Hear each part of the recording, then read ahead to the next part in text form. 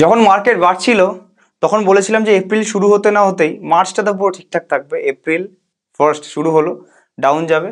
And আজকে আমরা নিফটির ব্যাপার কি দেখছি আমরা দেখে নিলাম যে তখন ছিল 23,800, 23,800, এখন 23,165 শেষ করেছে। মোটামুটি এপ্রিল শুরু হতে না হতেই 700 পয়েন্ট নিফটিতে আমরা ড্রপ দেখতে পেয়েছি। আজকে কি কির উপর ডিসকাশন করব, অনেক জিনিস আছে আপনাদের। আজকে আমি 10-12টা কোশ্চেন নিয়ে নিয়েছি, প্রচুর কোশ্চেন নিয়ে নিয়েছি, অনেক রকম কোশ্চেন। আপনারা যদি মনে কোনো এরকম কোশ্চেন থাকে SWP, STP, mutual fund, stocks related, তাহলে নিজে কোশ্চেন করতে পারেন। তো নেক্সট ভিডিওতে আমি 5 থেকে 10টা কোশ্চেন প্রত্যেক ভিডিওতে নিয়ে নিই, সবারটা একবারে নেওয়া সম্ভব হয় না।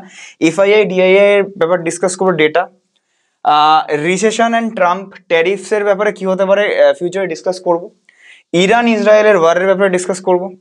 নিফটি ফিফটিটাও দেখে নি একটু, অনেকে বলছিল ক্রিটিসাইজ করছিল উপরে যাবে, আমি অ্যানালিসিস ভুল করতে পারি, বাট হ্যাঁ তারা হয়তো আমাকে প্রথমবার দেখছিল। নিফটি ফিফটির, আচ্ছা নিফটি ফিফটির একটা ডেটা যে ম্যানুপুলেশন হচ্ছে কিনা নিফটি ফিফটিতে, সেটা আমরা ডিসকাস করব।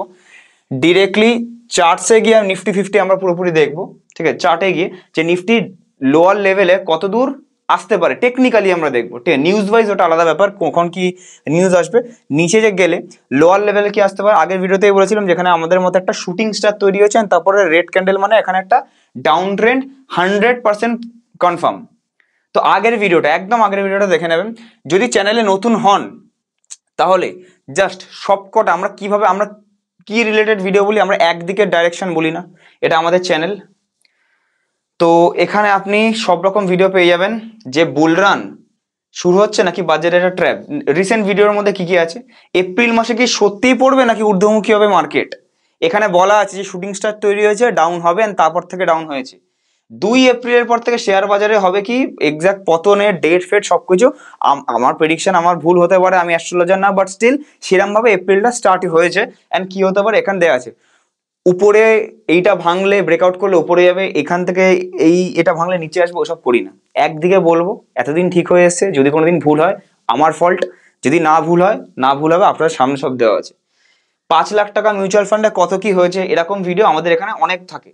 বুলডান এটা শুধু শুরু হয়েছে যে বাড়লো না মার্চ মাসে, নাকি শুধু একটা ট্র্যাপ, বলা আছে ক্লিয়ারলি যেটা একটা ট্র্যাপ, লোকে ভাববে যেখান থেকে বাড়বে, বাট এখানে কিনে নেবে তারপরে নিচে নামা হবে, বলা আছে। 1996 পর ভারতে কি ভয়াবহ জিনিস হয়েছে, যদি এগুলো না দেখেন না, সব দেখে নেবেন each and everything. Small cap, mid cap 5 বছরে আর কি বাড়বে না, না বিয়ার মার্কেটে এসছে, নিফটি কি 21,000 যাবে, পুরোপুরি আমাদের এটা নিয়ে ইচ অ্যান্ড এভরিথিং পুরোপুরি আমাদের ডিসকাশন এই চ্যানেলে হয়। তো আপনারা নতুন যদি হন, সাবস্ক্রাইব বাটনটা আপনাদের জন্যই আছে, কোনো টাকা লাগে না, কিছু লাগে না, কোনো জয়েন বাটনে নেই যে বলছি আমাদের মেম্বারশিপ নিতে, কিছু না, জাস্ট ফ্রি অফ কস্টে সাবস্ক্রাইব করবেন যাতে নেক্সট ভিডিও আপনি আমাদের চ্যানেলে মিস না করে ফেলেন, দ্যাটস ইট, ঠিক আছে। তো ব্যাক করে আজকের ভিডিওর টপিকের উপর, আজকের ভিডিও টপিক এপ্রিল শুরু হতেই পতন, যেটা মার্চে বলেছি, ভেরি গুড। যদি আমার কথা কেউ পুট কিনেও রাখেন ছোটো মোটো করে, তাহলে তো প্রফিট, হেভি প্রফিটে আছেন।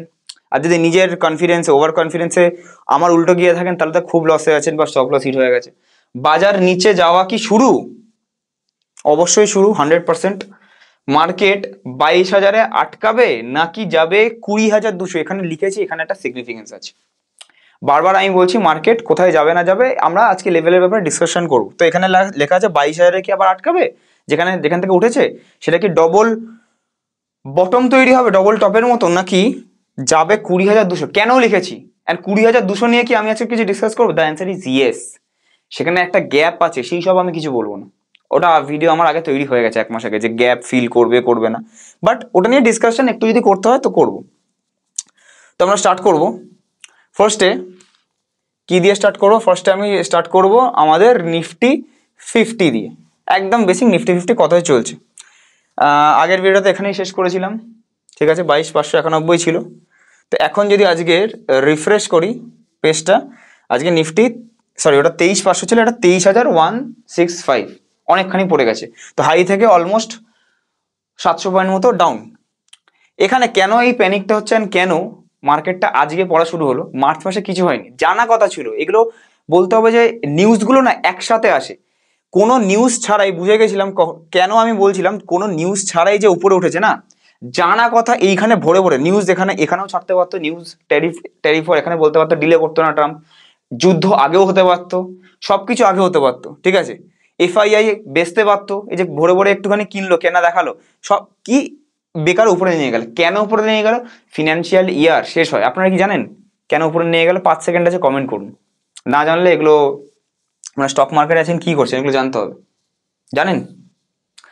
হ্যাঁ, দ্য অ্যান্সার ইজ, যদি না জানেন, 31 মার্চের মধ্যে যে মিউচুয়াল ফান্ড হাউস আছে বা কিছু, সবার পারফরমেন্স বেসড ইনসেন্টিভ থাকে।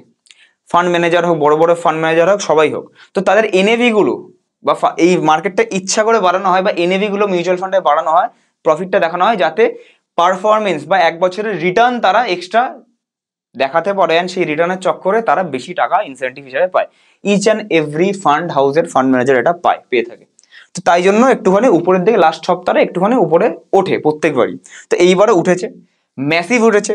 যদি এখানে পার্সেন্টেজ ডিগ্রি হিসেবে দেখি, এটা অন্য ভিডিও তো ডিসকাস করবো, বাট এখানে যদি আমরা যে আচ্ছা 90 ডিগ্রি 60 ডিগ্রি পড়তাম, এটা আমি ক্যালকুলেট করে দেখেছি 83 ডিগ্রি অ্যাঙ্গেলে বেড়েছে। 83 ডিগ্রি। তো যে যত তাড়াতাড়ি বাড়ে সে তত তাড়াতাড়ি কমে। প্লাস এখানে গ্যাপ আপ, এটা আগের ভিডিওতে ডিসকাস করেছি, যে গ্যাপ আপ, গ্যাপ, এই গ্যাপগুলো তো ফিল হবেই। এই প্রথমে একটা গ্যাপটা আজকেই ফিল হয়ে গেছে, এই সেকেন্ড গ্যাপটা আবার ফিল হবে, থার্ড গ্যাপটাও ফিল হতেই হবে, নাহলে উপরে উঠবেই না, কনফার্ম। ঠিক আছে? তো এই গ্যাপগুলো ফিল হতে হবে, সব ডিসকাস আছে। তারপরে অনেকে বলেছেন যে কেন আমি বলছি মার্কেট, বুঝতে পারছি অনেকের অনেক মাইনাস আছে, তখন বাড়ার সময় বলে দিয়েছে আবার ডাউন হবে। বাট দেখুন, আমার বলার সাথে মার্কেট রিয়াক্ট করবে না। আমি যদি বলি ডাউন হবে, ডাউন হবে না, এরকম কিছু হবে না। মার্কেট ডাউন হওয়ার হলে হবে। আমি টেকনিক্যালি আপনাদেরকে সতর্ক করার জন্য বলছি, যাতে এখানে ফেসে না যান। আপনাদের ভালো যদি আপনারা না বুঝতে পারেন, তাহলে আর কে বুঝবে বলুন? এখানে আপনারা অনেকে অনেক কথা আমাকে বলেছেন, বাট কি করা যাবে, মার্কেটের জিনিসটা বুঝিয়ে দিল, আমার এক্সপিরিয়েন্স বুঝিয়ে দিল যে কি হতে পারে না হতে পারে। আগে বলেছি সবার মতো, এখন আমি বলছি না কিছু, আগে বলেছি যখন মার্কেট বাড়ছিল। তো সেই ক্ষেত্রে এখানে ডাউন আরো আমি দেখতে পারি। এই যে মার্কেট যে উপরটা এসছে, এখানে নিউজটা ভরে ভরে ভরে ভরে সবকিছু এসছে। কি কি নিউজ এসছে? নাম্বার 1, 2-3 দিন ধরে আমাদের মার্কেট বন্ধ ছিল, তখনই এসছে আবার আমাদের ইরান আর ইসরায়েল ওয়ার আমাদের শুরু হয়েছে। ডোনাল্ড ট্রাম্পও তার মধ্যে ইনভলভ হয়েছে, বলেছে সব বোম ফোম মেরে দেবো, এরকম বলেছে। ঠিক আছে, আমরা জানি ডোনাল্ড ট্রাম্প আসার পর আমরা একটু ভেবেছিলাম যে ওয়ার বা যুদ্ধ হয়তো কমতে পারে, বাট আমার মতে, according to me again, Iran আর ইসরায়েল ওয়ারটা, যেহেতু ট্রাম্প নিজে থেকে ইনভলভমেন্ট আসছে ডিরেক্টলি, তো ইরান আর ইসরায়েল ওয়ারটা কিছু না কিছু ভাবে একটুখানি হবেই হবে। মার্কেটটা ফেলার জন্য হতে পারে, বা হবে, স্টপ হবে না, ডোনাল্ড ট্রাম্প এটা স্টপ করবে না, হবেই হবে। ঠিক আছে, এটা নাম্বার 1। আরো ফিউচারে যা আপডেটস আসবে এগুলো নিয়ে আমরা ফিউচারের ভিডিওতে ডিসকাস করবো। নাম্বার 2, ট্রাম্প ট্যারিফ ইন্ডিয়ার উপর বা অন্য সবার উপর 2 এপ্রিল। আচ্ছা, 2 এপ্রিল মানে আমাদের এখানে 2 এপ্রিল কালকে, এরকম না। 2 এপ্রিল মানে ওদের 2 এপ্রিল মানে আমাদের 3 তারিখ মার্কেটে এফেক্ট হতে পারে, আমাদের 3 এপ্রিল। ঠিক আছে, তো ওদের 2 এপ্রিল মানে আমাদের 3 তারিখ। তো ট্রাম্পের রেসিপ্রোকাল ট্যারিফসের জন্য সবাই ভয় খেয়ে আছে, অ্যান্ড আগে থেকে অ্যান্টিসিপেট করছে যে কিছু বাজে হতে পারে, ভালো হতে পারে, কিছু একটা হতে পারে। তাই জন্য এখন অনেক সেলিং দেখা যাচ্ছে, আনসার্টেনিটি দেখা যাচ্ছে, যে কেউ কিছু বুঝতে পারছে না যে ইন্ডিয়া যেগুলো এক্সপোর্ট করে, স্পেশালি ইউএসকে, তো ইউএস এর এক্সপোর্টগুলো, ইন্ডিয়া যেগুলো করে এক্সপোর্ট ইউএসএ কে, তো সেইগুলোর উপর কত কি ট্যারিফ লাগাবে না, ওগুলোর উপর পুরো আনসার্টেনিটি, কেউ কিচ্ছু জানে না যে কি হতে পারে না হতে পারে। আমাদের মতে কিছু না কিছু ট্যারিফ ইম্পোজ করবে, আমাদের মতে। সবাই বলছে করবে না, আমি এটা ডিফারেন্ট, একটু সবার থেকে হাটকে একটুখানি কথা বলতে পছন্দ করি। তো ওই জন্য যখন সবাই সবকিছু ভাবছে, সেটা উল্টোটাই আপনাকে ভাবতে হবে। আচ্ছা, এফআইআই ডিআইআই ডেটা, এখানে একটা ইন্টারেস্টিং ব্যাপার আছে, তারপরে আমি বলবো যে নিফটি কিভাবে ম্যানুপুলেট করা হয়। ঠিক আছে, এফআইআই ডিআইআই ডেটা, এখানে একটা জিনিস দেখবেন, এগুলো লাস্ট মান্থ এগুলো ছেড়ে দিন, এগুলো একটা জিনিস দেখবেন, একটা জিনিস দেখুন, যে এগুলো হচ্ছে এফআইআই, এগুলো ডিআইআই। ঠিক আছে, পার ডে 27, 28, 29, 24, 21, এগুলো পার ডে এর বেচা কেনা। এখান থেকে দেখুন, যেদিনকারই এফআইআই বেচে সেদিনকার ডিআইআই কেনে। এই দিনটা এক্সেপশনাল, 1-2 দিন এদিক ওদিক হতে পারে, কিন্তু মোস্ট অফ দ্য 90% টাইমস যেদিনকার এফআইআই কেনে, ডিআইআই আবার বেচে, মানে উল্টোটা হয়। দেখুন গ্রিন, এদিকে রেড, এটা একদম নেগলিজেবল, 98 ক্রোর্স একদম নেগলিজেবল। দেখুন বড় বড়, দেখুন গ্রিন রেড, আবার এটা গ্রিন হলে আবার এটা রেড হয়ে যায়, এটা গ্রিন, এইটা কি হয়? আর যেদিনকার একই থাকে না, সেদিনকার একদিকটা একদম অল্প থাকে, নেগলিজেবল টাইপের। এ দেখুন, মানে একই কালার খুব কম থাকে। এটা কিভাবে সম্ভব? মানে ডিআইএ রা বুঝতে পারে কি করে যে উল্টো করবে বা কিছু, কিভাবে সম্ভব? এর পেছনে একটা লজিক আছে, খুব ভালো লজিক আছে। যদি এইটার উপর ভিডিও চান যে এই জিনিসটা কি হয়, এফআইআই রা কিনলে ডিআইএ রা বেচে, ডিআইআই মানে আমাদের মিউচুয়াল ফান্ডের টাকা, আবার ডিআইআই রা আমরা যে কিনছি, আমরা বলছি যে মার্কেটটা আমরা স্টেবিলিটিতে রাখছি, এফআইআই রা বেচলে আমরা তো কিনছি, আবার এফআইআই রা যদি কেনে আমাদের কেনার কথা, বাট না আমরা তখন আবার বেচছি, এটা আবার কি হচ্ছে? এফআইআই এর উল্টো যাচ্ছি। ঠিক আছে, তো এই জিনিসটা খুব ভালো একটা লজিক আছে, যদি কেউ জানেন ওয়েল অ্যান্ড গুড, যদি না জানেন আগেন স্টক মার্কেটের 1% আপনি জানেন না, নিচে কমেন্ট করবেন যে এই এফআইআই ডিআই এর উপর একটা ভিডিও হোক, নেক্সট ভিডিও বা তারপরে একটা দুটো ভিডিওর উপর কি জিনিসটা হয় আমরা এটার উপর ডিসকাশন করতে পারি। আচ্ছা, এইবারে যদি আমরা ডিসকাস করি চার্টে আসি, চার্টে এসে ফার্স্টে আমরা ডিসকাস করব লেভেলসের ব্যাপারটা, পরে আসছে একদম লাস্টে। নিফটির ম্যানিপুলেশন কিভাবে হতে পারে আপনাদেরকে একবার দেখিয়ে দিই, ঠিক আছে? আচ্ছা, নিফটি যে এখানে বেড়েছে, ফার্স্টে আমি এখানে ড্র করি একটা লাইন,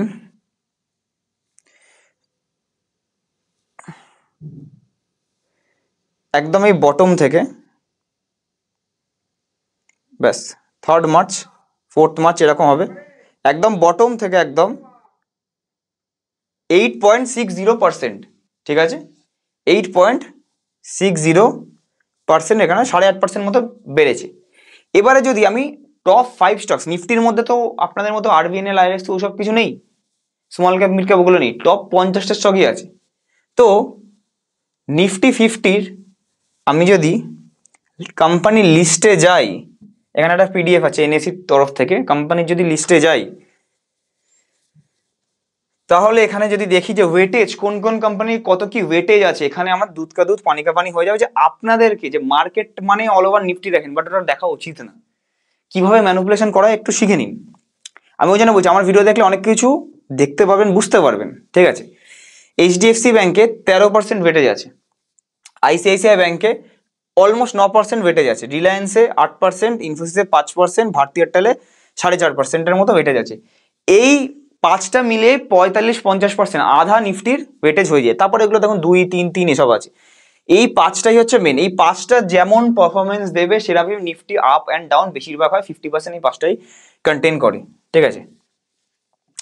এবারে যদি আমি বলি ব্যাক আসি, চার্টের দিকে যাব,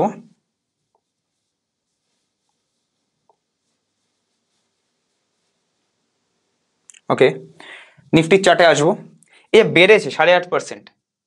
এটা কিভাবে ম্যানিপুলেট করা যায়, করলেই করা যায়, কিভাবে করা যায় দেখুন। আমি ফার্স্টে আসবো হচ্ছে এইচডিএফসি ব্যাংক, ফার্স্টে টপে ছিল এইচডিএফসি ব্যাংক। এইচডিএফসি ব্যাংকে আমি যদি যাই, চার্টে যাই, 1 ডে চার্ট খুলি, সেম টাইমে এখান থেকে যদি দেখি সেম টাইমে কতটা বেড়েছে, 5টা স্টকের ব্যাপারে ডিসকাস করবো, হ্যাঁ, টপ 5 সেম টাইমে বেড়েছে অ্যাপ্রক্স 11%, ঠিক আছে? 11% মতো বেড়েছে। নেক্সট ছিল আমাদের আইসিআইসিআই ব্যাংক,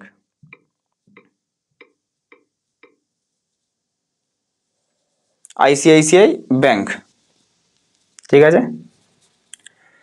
আইসিআইসিআই ব্যাংক, তো আইসিআইসিআই ব্যাংক এখান থেকে বটম থেকে টপ এখানে অবধি বানিয়েছে অ্যাপ্রক্স 14.5%। নেক্সট এবার যদি যাই, চলে আসবে হচ্ছে ভারতী এয়ারটেল,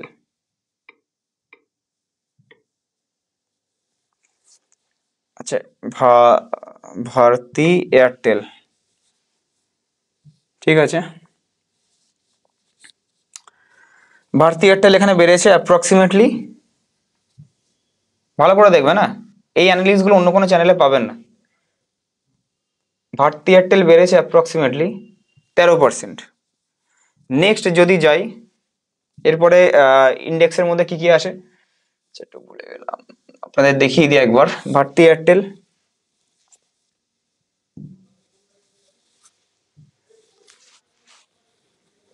নেক্সট কি আসবে, এখানে 3টে হয়ে গেল, একবারে আমি খুলে দেখিয়ে দিচ্ছি কি আসবে এখানে। রিলায়েন্স আসবে, ইনফোসিস আসবে, এই দুটো আসবে। তারপর দেখুন এলএনটি আছে, আইটিসি আছে, এইগুলো আছে, ঠিক আছে? আইটিসি ফাইটিসি আপনাদের অনেকের কেনা আছে। তো রিলায়েন্স আসবে, আর কি আসবে, ইনফোসিস আসবে, এই দুটো আমার চার্ট দেখতে হবে। তো এখানে আসলাম, এখানে লিখবো রিলায়েন্স, রিলায়েন্স ইন্ডাস্ট্রিজ,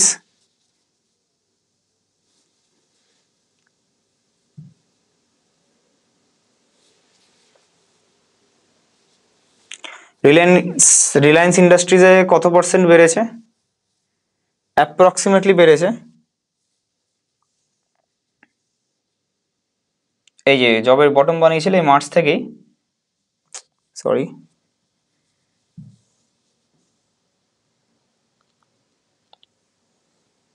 অ্যাপ্রক্স 13%। আর লাস্ট 5টার মধ্যে লাস্ট হচ্ছে ইনফোসিস। ইনফোসিস ইনফোসিস আপনার বেড়েছে, সরি কমেছে, ইনফোসিস কমেছে, ধরুন এইখান থেকে কমেছে এই অবধি কমেছে কত, অ্যাপ্রক্স 10%। ঠিক আছে, এইবার জিনিসটা কি হচ্ছে, টপ 5 কিভাবে ম্যানিপুলেশন হয়। ঠিক আছে, গরম লাগছে, এসি আছে, পরের ভিডিও থেকে ঘামবো না এরকম, খুব লাইট ডিজিটাল বোর্ড এরকম আছে, বাট এসিটা এখনো সার্ভিসিং করানো হয়নি, সার্ভিসিং এর লোকটা দেরি হচ্ছে। তো জন্য মনে করবেন না যে গরম লাগছে আমি কেন কষ্ট করছি, আপনার জন্য কষ্ট করছি, বাট এসিটা সার্ভিসিং না করে একবার খারাপ হয়ে গেছিলো, তারপর থেকে ওটা ছাড়া করাই না, বাট একটু বেশি গরম পড়ে গেছে, এত লাইট এত কিছু, ওই জন্য বিশাল গরম লাগছে এখন। আচ্ছা তাও ঠিক আছে, we will continue. HDFC bank কত হয়েছে, অ্যাপ্রক্স 11%, এরকমই একটা 11 ছিল, তারপরে ছিল ICICI, I can be wrong, এদিক ওদিক হতে পারে, বাট এরকমই ছিল 14%, রিলায়েন্স ছিল 13%, ইনফোসিস ছিল -10%, এয়ারটেল মনে হয় ছিল ওই 8% মতো, এগুলো সব পজিটিভ। এইবারে যদি এগুলোকে আপনি প্লাস করেন না, কত হচ্ছে, 11 আর 14 15, 15 আর 13 28, 28 আর 8 হচ্ছে আপনার 11 আর 14, সরি 11 আর 14 25, 25 আর 13 38, 38 আর 8 আপনার 46, তাই তো, 46 -10 এইটা মানে হচ্ছে 36 ডিভাইডেড বাই 5টা স্টক, তাহলে অ্যাভারেজে অ্যাপ্রক্সিমেটলি কত আসে, অ্যাভারেজে 7 পয়েন্ট সামথিং এরকমই আসছে।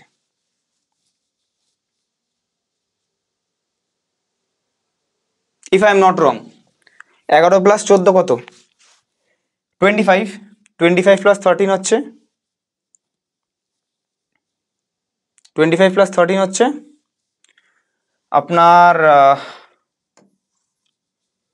38, 38 প্লাস 8 হচ্ছে আপনার 46 -10, তো আপনাদের জন্য দেখুন ক্যালকুলেশন মনে হয় ভুল হয়নি, 36/5 7 পয়েন্ট সামথিং। নিফটি আমাদের বেড়েছে কত, 8.60%। বাকি ছুটছাট বেশিরভাগই যেগুলো ওয়েটেজ কম কিছু কমেছে, বেশিরভাগই কিছু কিছু বেড়েছে, ওইখানে 1% কন্ট্রিবিউট করেছে।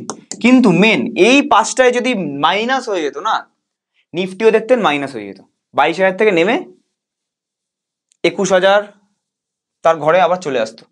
এই 5টাকে যে কোনো সময় বাড়িয়ে, ওয়েটেজ যেহেতু বেশি, এই 5টার উপর যে কোনো সময় ভালো নিউজ বা ভালো বাইং করে 5টাকে বাড়ালে নিফটি আপনি আপ বেড়ে যাবে। তো আপনারা ওই জন্য বারবার বলছি, আপনারা সবসময় নিফটি দেখবেন না, নিফটি দেখবেন মার্কেটের ওভারঅল আন্দাজা হবে, বাট এই 5টার উপরও আপনাকে খেয়াল রাখতে হবে যে কোনটার ওয়েটেজ বেশি, সেইগুলোর জন্যই বাড়ছে কিনা। যদি সব বাড়ে তাহলে ওয়েল অ্যান্ড গুড, নিফটি বাড়ছে ঠিক আছে, বাট নিফটির বাইরে, নিফটি মানে ভারতের টপ 50টার মধ্যে 5টার ওয়েটেজ বেশি, ওইটা ছাড়াও কিন্তু বেশিরভাগ স্টক, ওই 5টা ছাড়াই কিন্তু আপনার বেশি স্টক কেনা থাকে জেনারেলি। ঠিক আছে, এইটা আছে, তাই জন্য অনেকের কোশ্চেন ছিল যে নিফটি বাড়ছে আমার স্টক বাড়ছে না, দিস ইজ দ্য রিজন, এই 5টার জন্য নিফটি বাড়ছে, স্টক কি করে বাড়বে, স্টক তো আপনার নিফটি ফিফটির বাইরে আছে। স্মল ক্যাপে থাকলে স্মল ক্যাপ ইন্ডেক্স দেখুন, নিফটি দেখে কি হবে। আচ্ছা এটা হয়ে গেল। এবার যদি নিফটির চার্টে আসি,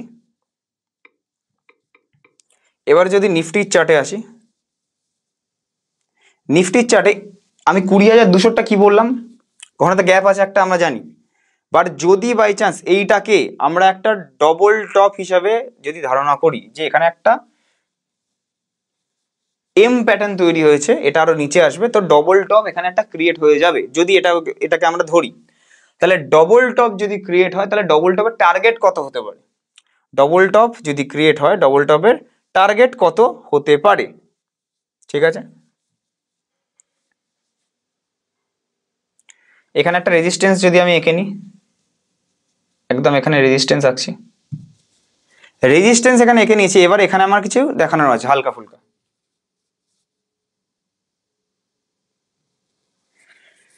এই যে এখানে রেজিস্ট্যান্সটা আসছে, এখানে অনেকে কনফিউজ হয়ে গেছেন যে এই রেজিস্ট্যান্সটা ভেঙে উপরে চলে গেছে।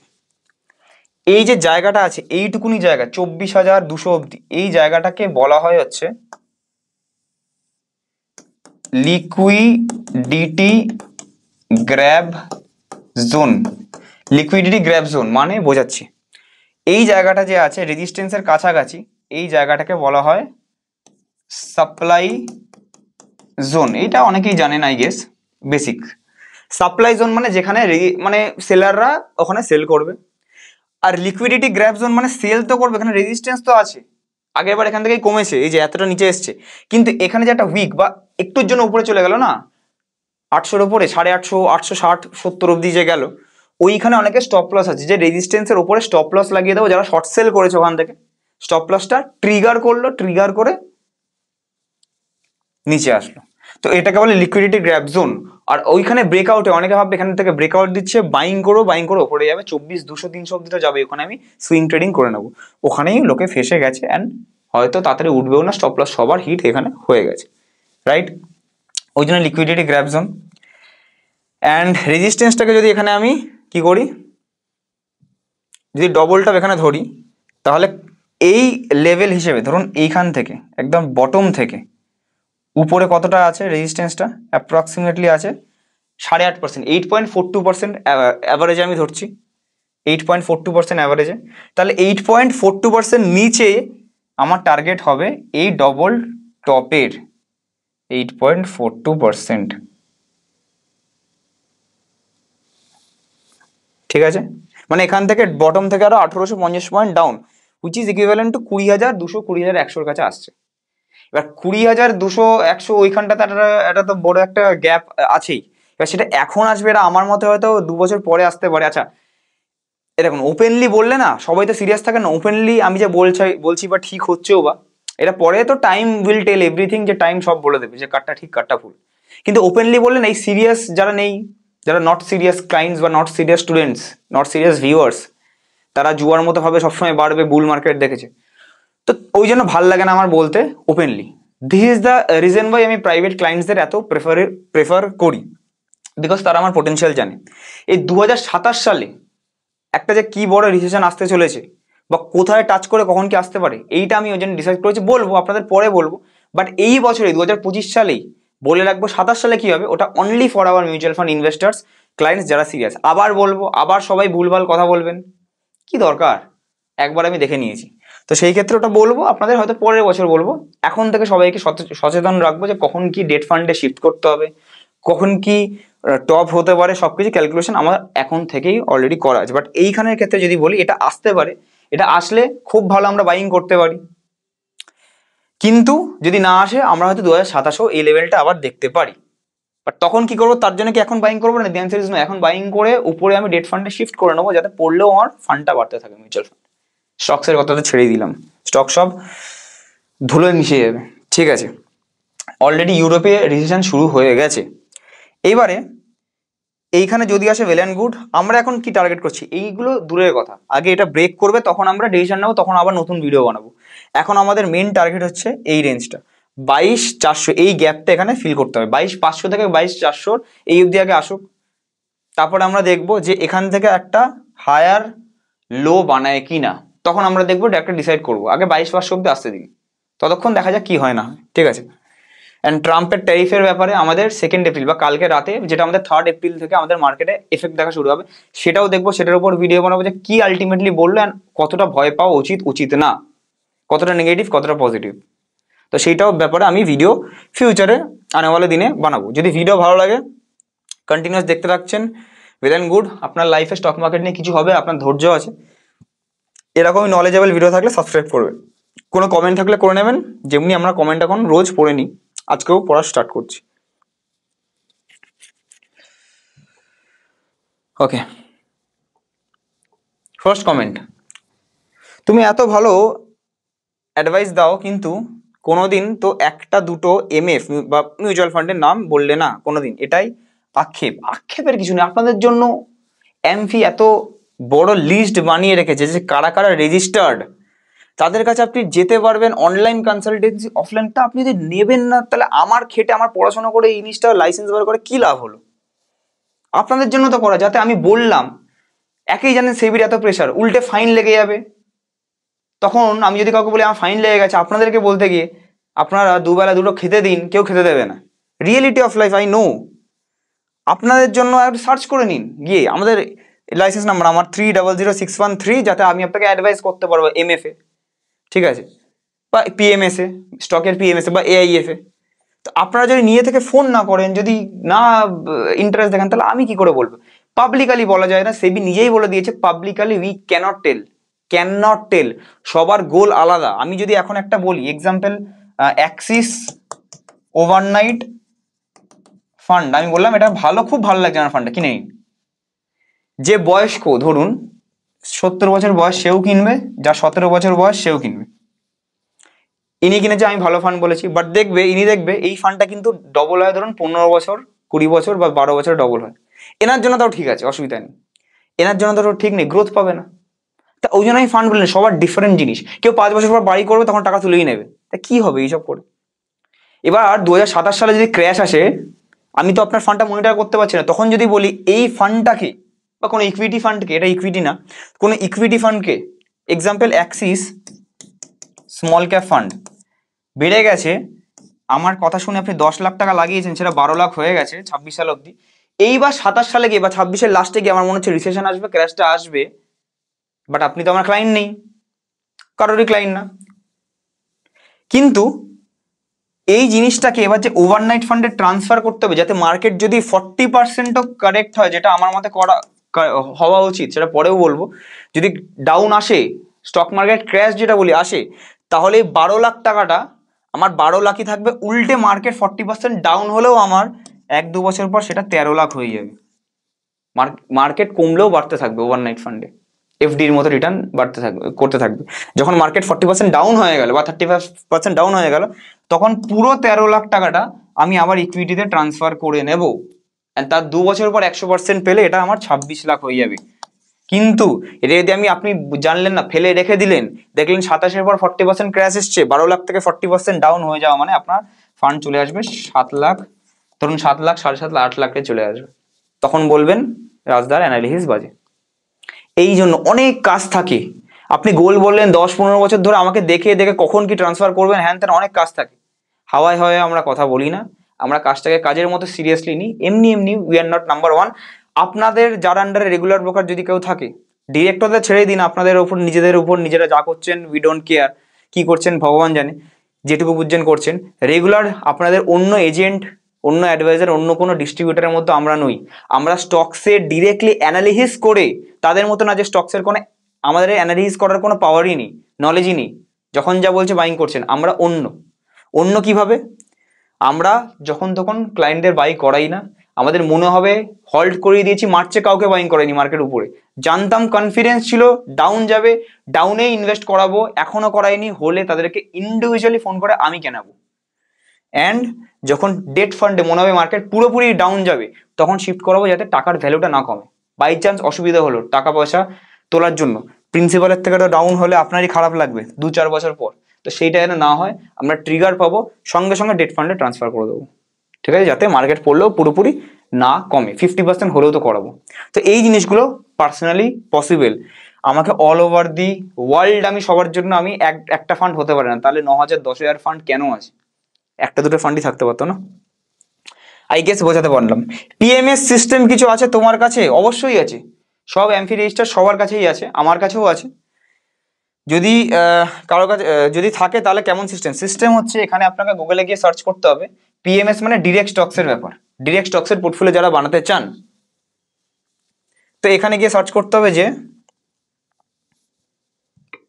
Minimum capital required for stock PMS বা portfolio management services in India. তো এখানে আপনার চলে আসবে, দেখুন সেবির আর্টিকেল, সেবির ওয়েবসাইটে লেখা আছে যে দেখুন sebi.gov.in 50 লাখ টাকা মিনিমাম আপনাকে পিএমএস এ থাকতে হবে। তো 50 লাখ যদি আপনার কাছে থাকে, তাহলে আমরা আপনাকে ডিরেক্ট স্টকসের পোর্টফোলিও বানাতে হেল্প করে দিতে পারি। বাট যদি না থাকে আমরা বানাতে পারবো না। আপনাকে নিজে থেকে করতে পারেন, নিজে থেকে 500,000 টাকাও কিনতে পারেন, বাট কোনো রেজিস্টার্ড কারো কাছে গিয়ে পিএমএস যদি চান ডিরেক্ট স্টকসে 50 lakhs তার নিচে পারি না। এআইএফ অল্টারনেটিভ ইনভেস্টমেন্ট ফান্ডসে আমাদের 1 কোটির উপর কাজ করতে হয়, তার নিচে যা কাজ করতে হয় বা গোল 10 বছর 1 কোটি পৌঁছাতে চান বা কিছু, ওগুলো শুধুমাত্র মিউচুয়াল ফান্ডের দ্বারাই পসিবল, তার নিচে পসিবল না। একটা নতুন প্রোডাক্ট আসছে, ভিডিও বানাবো তার উপর, 10 লাখের উপর হয়তো, SIF সিস্টেমেটিক ইনভেস্টমেন্ট ফান্ডস। এটা only regular broker through AMFI registered বা অ্যাডভাইজারদের উপরই ছেড়ে দেওয়া হবে, ডিরেক্টলি ডিরেক্ট প্ল্যাটফর্মে হয়তো অ্যাভেলেবেল হবেই না। যেমনি পিএমএস ডিরেক্ট প্ল্যাটফর্মে অ্যাভেলেবেল নেই, এআইএফ নেই, যেগুলো হাই রিস্কি প্রোডাক্ট নিজে থেকে ক্লায়েন্টরা করতে পারে না বা গাইডেন্স পান না। যেমন গ্রো আপ স্টকস আপনাকে কেউ গাইড করে না, মানুষ মারা গেলেও গাইড করে না, ফান্ড সিলেক্ট করলেও গাইড করে না। আপনি লস করছেন লাভ করছেন তাদের কোনো ফারাক পড়ে না, তাদের ব্রোকারেজ হয়ে যাচ্ছে, দ্যাটস ইট। তো আর এনএভিও বেশি। তো এইগুলো কি হবে, এগুলো অনলি রেগুলার ব্রোকারেই আসবে, 10 লাখ দিয়ে স্টার্ট হবে। ঠিক আছে, দেখা যাক কি হয় না হয়। মিউচুয়াল ফান্ডের মতো জিনিস ডেরিভেটিভস অপশনস ট্রেডিং এর ভিতরে হেজ করার জন্য থাকবে। আপনি যে এসডব্লিউপি ক্যালকুলেশনটা দেখালেন ওখানে, এটা আগের ভিডিও থেকে কমেন্ট এসছে, ওখানে ফান্ড চেঞ্জের কথাটা বললেন, ফান্ড চেঞ্জ মাঝে মাঝে যে 5 বছর 6 বছর অন্তর বলে দিলাম করলেন, ইনফ্লেশনের ব্যাপারে বলেছিলাম, ঠিক আছে। ট্যাক্সের ব্যাপারটা কিছু বললেন না, ট্যাক্সের ব্যাপারটা বললাম না বিকজ ট্যাক্সও দিতে হয় না এসডব্লিউপিতে। ধরুন আপনি 10 লাখ টাকার এসডব্লিউপি করেছেন, আপনি ওখান থেকে 7,500 টাকা করে মাসে নিচ্ছেন, ঠিক আছে। 10 বছর পরেও 7,500 করে পেতে থাকবেন মাসে, অ্যান্ড 10 বছর পরে ধরুন অ্যাভারেজে এমন ফান্ড দিলাম সেটা 20 লাখও হয়ে গেল বেড়ে, এখানে ট্যাক্স পড়বে না। কেন? আপনি তো শুধু 7.5 নিচ্ছেন, এটা তো বাড়ছে। 7.5 যেটা নিচ্ছেন সেটা ইনভেস্ট করেছেন না, কারেন্ট ভ্যালু থেকে কাটছে না, ইনভেস্ট করেছে, ইনভেস্টমেন্ট ভ্যালু থেকে মাইনাস হচ্ছে। প্রথম মাসে 7,500 মাইনাস হয়ে 9,93,000 এরকম 500 এরকম থাকবে, 92,500 এরকম থাকবে, ঠিক আছে। তো সেই ক্ষেত্রে আপনার ইনভেস্টমেন্ট ভ্যালু থেকেই মাইনাসটা হয়, কারেন্ট ভ্যালু থেকে মাইনাসটা প্রফিট থেকে হয় না। তো ওই জন্য ট্যাক্সটা লাগে না, সব দেখে দেখেই সব বলা আছে, ঠিক আছে। এবার আমি জানতাম এইগুলো হয়তো কমন মানুষদের নলেজ আছে তাই জন্য বলিনি। এবার এইটুকু কি করে বুঝবো যে নলেজ এইটুকু নেই এসডব্লিউপির ব্যাপারে। আচ্ছা দাদা, আচ্ছা গ্রোর যে বলেছিলাম না, যে গ্রো একটা ফোলিও নাম্বার, একটা হয়েছে অনেকদিন আগেকার ভিডিও, 6 মাস আগেকার ভিডিও, ফোলিও নাম্বারের প্রবলেম হয়েছে। একটা কমেন্ট এসছে নতুন, দাদা কদিন আগে আমার সাথেও সেম জিনিসটা করেছিল, গ্রো থেকে Motilal mid cap fund invest করেছিলাম, তুলতে যাচ্ছি আর উঠছিল না, বলছে কেওয়াইসি মিসম্যাচ, এদিকে ইনভেস্ট করার সময় ইনভেস্ট হয়ে গেল আর ওঠানোর সময় মিসম্যাচ, তখন সেবিকে ডিরেক্ট মেল করি, সব স্ক্রিনশট নিয়ে তারপর মতিলালের অফিসে গিয়ে টাকাটা ওঠে। এটাই করতে হয় যখন ডিরেক্ট প্ল্যাটফর্মে, আপনি তো নিজে থেকে সব কিছু, তখন বলার কেউ নেই। আপনি জানেন সেবিকে কোথায় মেল করতে হয়, তাও ঠিক আছে, যদি না জানে সে টাকাটা পাবেও না, মতিলাল অফিস গিয়ে ওখানেও ঘোরাবে, ঠিক আছে। সেবিকে মেল করতে এলেন তাই জন্যই দিয়েছে। কেন? বিকজ গ্রোর কোনো পাত্তা দেবেন এখানে তো কিছু না, গ্রো তো একটা জাস্ট মাধ্যম, একটা কিনিয়ে দিল, দ্যাটস মানে কিনে দিলেন, আপনি নিজে থেকে কিনলেন আপনার উপর।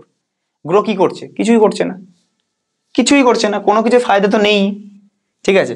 তো ওই জন্য একটু ভেবে চিন্তে করতে হবে লং টার্মের জন্য, বড় টাকাগুলো ভেবে চিন্তে করতে হবে। যদি 2-5 হাজার টাকা এসআইপি হয় বা শর্ট টার্মের জন্য হয়, আপনি যেখান থেকে কিছু করতে পারেন।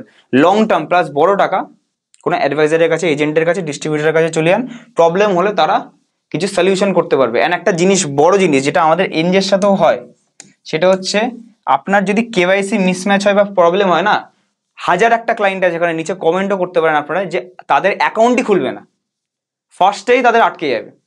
কারেন্ট অ্যাকাউন্ট যদি কেউ অ্যাড করে, ব্যাংকের প্রোপাইটারশিপ লেটার লাগবে, এটা নাম্বার 1। নাম্বার 2, যদি সিভিএল কেয়ারেতে যদি কেওয়াইসি ভ্যালিডেটেড না থাকে তাহলে অ্যাকাউন্ট খুলবে না, যাতে পরে প্রবলেম না হয়। এইগুলো আপনার বড় বড় যেগুলো রেগুলার ব্রোকার আছে সব দেখে দেখেই হয়, যাতে ফিউচারে প্রবলেমটা না হয়, ঠিক আছে। আইডিসিডাব্লিউ আর এসডাব্লিউপি দুটোর মধ্যে কোনটা ভালো যদি একটু বলেন, খুব উপকার হয়। অবশ্যই এসডাব্লিউপি ভালো যদি আপনি পেনশন ওয়ালা পার্সন হন, যদি আপনার এক্সট্রা কোনো সোর্স অফ ইনকাম দরকার, তো ফিক্সড 1 তারিখে, মাসের 1 তারিখে একটা টাকা ঢুকে গেল, লামসাম 10 লাখের থেকে 7,500, 1 কোটি থেকে 60,000 70,000 ঢুকে গেল, এটাই বেস্ট। আইডিসিডাব্লিউ হচ্ছে ডিভিডেন্ড ওয়ালা ফান্ড, মানে ছোট ছোট ডিভিডেন্ড আছে, যেমন যা কোম্পানি ডিভিডেন্ড দেয় সেই হিসেবে, আর ফান্ডের গ্রোথটাও কমে যায়, তো সেই হিসেবে আমার মতে এটা করা উচিত না, এসডাব্লিউপি ভালো। ভাই তোমার চ্যানেলে রেগুলার ভিউয়ার, থ্যাংক ইউ, তোমার কন্টেন্ট আমায় অনেক কিছু শেখায়, তাই রেগুলার বেসিসে দেখি আর শুনি। দেখতে থাকবেন, সবাই দেখতে থাকবেন, কিছু না কিছু নলেজ পাবেন। আমি ফার্স্ট টাইম ইনভেস্ট করতে চাই স্টক মার্কেটে, কিছু পড়াশোনা করেছি কিন্তু কোনোভাবেই এক্সপার্ট নই। এক্সপার্ট হতে কে বলেছে? আপনি একটু তো ডাক্তার নিয়ে পড়াশোনা করলেন, আপনাকে ডাক্তার হতেই হবে, আপনাকে ওষুধ খাওয়ার জন্য আপনি চলে যান ডাক্তারের কাছে, কি দরকার? নিজে অন্য যে কাজ করছেন সেই কাজ করুন। নলেজ অনেক কম, তার থেকে হলো কম আমার ইনভেস্টমেন্ট অ্যারাউন্ড 2 লাখ। ঠিক আছে, এই দিয়ে শুরু করতে চাই, খুব ইচ্ছা স্টকে ইনভেস্ট করি, নিজে একটু বুঝি মার্কেটে ইনভেস্ট করে। তাই তোমার টিমের সাথে আসতে চাই, এত অল্প টাকা নিয়ে আমি কি তোমার সাথে ইনভেস্ট করতে পারবো? এটা কোয়েশ্চেন। 2 লাখ টাকা দিয়ে ইনভেস্ট করা যায় লামসাম, আপনি মিউচুয়াল ফান্ডে করতে পারবেন যদি কোনো গোল থাকে, আস্তে আস্তে বা এসআইপি থ্রুতেও ইনভেস্ট করতে পারেন। আর নেক্সট ইয়ার থেকে বলে দিই, নেক্সট ইয়ারে আমাদের শুরু হচ্ছে লামসাম, যারা এই ইয়ারে ইনভেস্ট করবেন সবাইকে লামসাম গোটা ইনভেস্ট করাবো। নেক্সট ইয়ারের লামসাম গুলো আস্তে আস্তে আমরা প্ল্যানিং এ এখন রেখেছি, ডিরেক্ট লামসাম ইনভেস্ট করাবো না, থ্রু এসটিপি ইনভেস্ট করাবো রিসেশনের ভয়েতে। ঠিক আছে, এখন থেকেই আমাদের নেক্সট ইয়ারের প্ল্যান চলছে। যদি পরপর 6 মাস US stock market negative return দেয় তাহলে ভারত কি প্রভাব পড়তে পারে? আপনার কি মনে হয়? অবশ্যই প্রভাব পড়বে, বাট আগে যেমনি প্রভাব পড়তো, নেগেটিভ 6 মাস যদি রিটার্ন যদি খুব রেয়ার কেসে হয়, বাট যদি 6 মাসে 40% আজকের দিনে এপ্রিল মে মাসে যদি কমে যায়, তাহলে ভারতীয় মার্কেট আগে পড়তো 45% এরকম। কিন্তু আজকের দিনে 40% যদি মার্কেট পড়ে এই বছর, তাহলে ভারতীয় মার্কেট পড়বে বাট 20% পড়বে, বিকজ অলরেডি মার্কেট ডাউন আছে। ঠিক আছে, তো ওই জন্য পড়বে বাট অল্প পড়বে। আপনার কনসালটেন্সি চার্জ কত লাগবে পোর্টফোলিও দেখতে গেলে? কিছু লাগবে না, দেখবো না। পোর্টফোলিও দেখা আমাদের কাজ না, পোর্টফোলিও আমাদের নতুন করে বানানো কাজ। যদি কেউ ফোন করেন যে এই স্টক আছে, কেউ করবেন না ফোন, এই স্টক আছে দেখে দিন, এই সেই, সময় হয় না দেখার, সময় হয় না, আমাদের কোনো লাভও হয় না, আমাদের কোনো প্রফিট হয় না, আমাদের কিচ্ছু হয় না, সময় নষ্ট আপনারও আমারও, বিকজ পোর্টফোলিও দেখা আমাদের কাজ না। আমাদের যেটা কাজ সেটা আপনাকে দেখতে হবে। আমাদের কাজ, আপনি যদি এসে এনজে ওয়েলথের অ্যাকাউন্ট খুললেন, খুলে আপনি সেই হিসেবে আমরা মনিটর করলাম, একটা গোল বললেন, সেই হিসেবে আপনার হলো, তো সেটা আপনি করতে পারেন ন্যূনতম কিছু চার্জে। ঠিক আছে, সময় হয় না, আমাদের পোর্টফোলিও রিভিউ করার কাজ নেই, এটা আগেনস্ট দ্য সেবিস রুল, যে অন্য কেউ যদি পোর্টফোলিও বানান বা নিজের ইচ্ছা মতো পোর্টফোলিও বানান, সেটা আমি কখনো রিভিউ করতে পারি না। রিভিউ সেটাই করতে পারি যেটা আমি আপনাকে অ্যাডভাইস করেছেন, সেটার উপরে রিভিউটা করতে পারি, right? NJ wealth through invest করে ফিউচারে দরকার পড়লে টাকা কি তুলতে পারবো? এনজে ওয়েলথের অফিস কোথায়? ইন কলকাতায়। আপনাকে মানে কি বলবো, এটা এনজে ওয়েলথের থ্রু ইনভেস্ট করলে ফিউচার দরকার পড়লে টাকা কেন তুলতে পারবেন না? নিজে একটা গোটা আস্তে একটা অ্যাপ পেয়ে যাবেন, সব রকম ফান্ড, সব যে কটা এএমসি আছে সব কটা এএমসি এখানে আছে।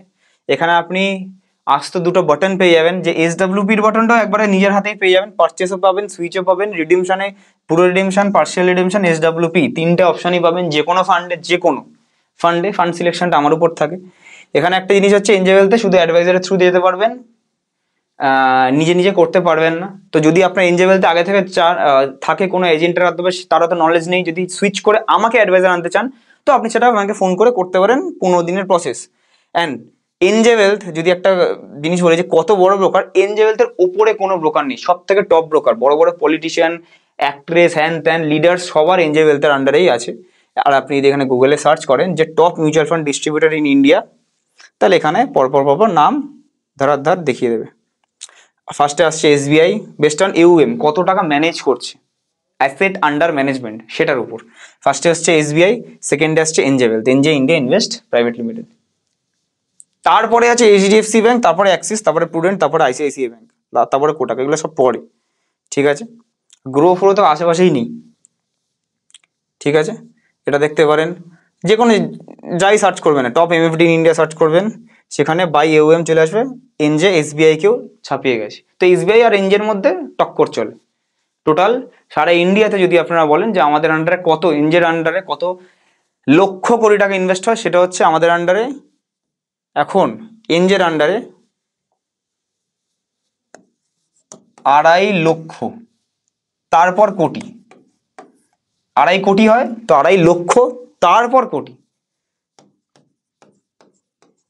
2.5 লক্ষ, তারপর কোটি,